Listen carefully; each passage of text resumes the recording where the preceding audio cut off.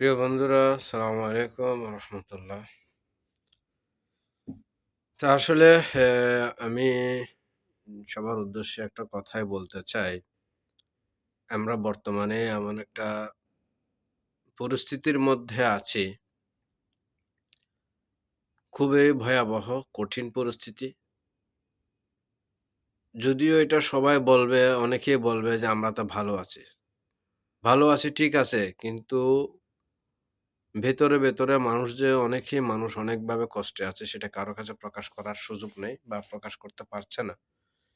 তার কারণ হলো যে কি বাংলাদেশের মধ্যে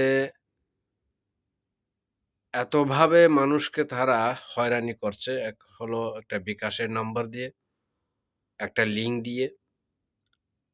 এটা মনে করেন যে কি আপনাকে যেকোনো একটা মেসেজ দিচ্ছে, আপনাকে মেসেজ দেওয়ার পর ওখানে একটা লিঙ্ক দিচ্ছে।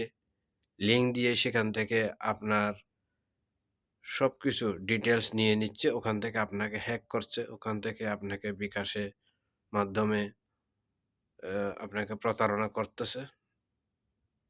জানি না এই সমস্যাগুলো আমরা কতদিনে মুক্তি পাবো? এটা দেশে এবং বিদেশে উভয় জায়গায় এই সমস্যার সম্মুখীন।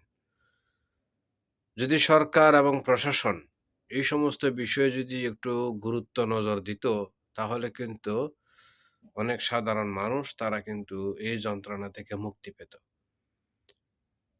এভাবে চলতে থাকলে আসলে কেউ কাউকে বিশ্বাসও করবে না বা অনেক সময় অনেক মানুষ গুরুত্বপূর্ণ কাজগুলো থেকে দূরে সরে যাচ্ছে বা সেখান থেকে তারা সেগুলো কোনোভাবে আরেকজনকে সহযোগিতাও করতে পারতেছে না, নিজেও কোনো সহযোগিতা পাইতেছে না।